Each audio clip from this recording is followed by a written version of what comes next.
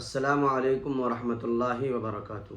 حاضرین ناظرین، جیسا کہ آپ حضرات اس بات سے واقف ہوں گے کہ محبوب العلماء، مخدوم العلماء، ہزاروں علماء کرام کے پیر و مرشد حضرت مولانا پیر ذوالفقار صاحب نقشبندی رحمۃ اللہ علیہ، ان کا انتقال ہو گیا۔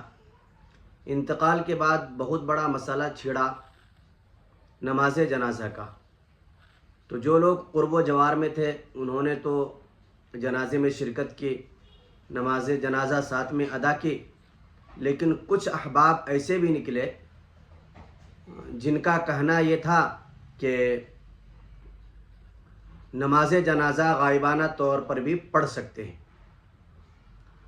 اور یہ کہہ کر کے انہوں نے غائبانہ طور پر نماز جنازہ ادا بھی کی، اور کچھ لوگ یہ بھی کہے کہ ہمیں حضرت نے اجازت دے رکھی ہے۔ تو اب اس سلسلے میں مسئلہ یہ ہے کہ نماز جنازہ غائبانہ طور پر پڑھنا کیسا ہے۔ تو دیکھیے، احناف کے نزدیک اور مالکیہ کے نزدیک نماز جنازہ غائبانہ طور پر جائز نہیں ہے، البتہ امام شافعی اور امام احمد بن حنبل رحمہ اللہ کے نزدیک جائز ہے۔ دلیل یہ ہے کہ حبشہ نجاشی بادشاہ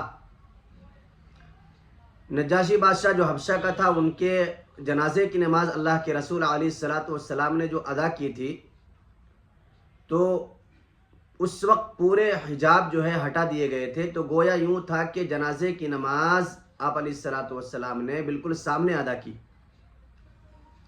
تو اسے دلیل بنا کر کے یہ کہنا کہ غائبانہ نماز جنازہ جائز اور درست ہے، صحیح نہیں ہے۔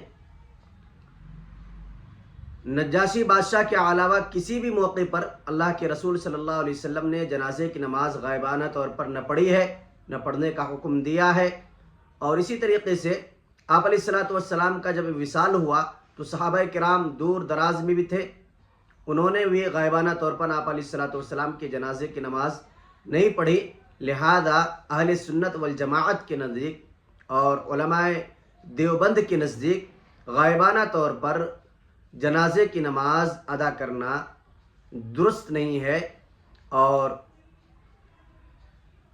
اہل سنت والجماعت اس کا مخالف ہے۔ لہذا اس عمل کو رجحان نہ دیا جائے، اسے جو ہے ختم کیا جائے اور اسے فروغ نہ دیا جائے، تاکہ آئندہ کوئی دروازہ نہ کھلے۔ اللہ تعالی ہم سب کو عمل کی توفیق عطا فرمائے۔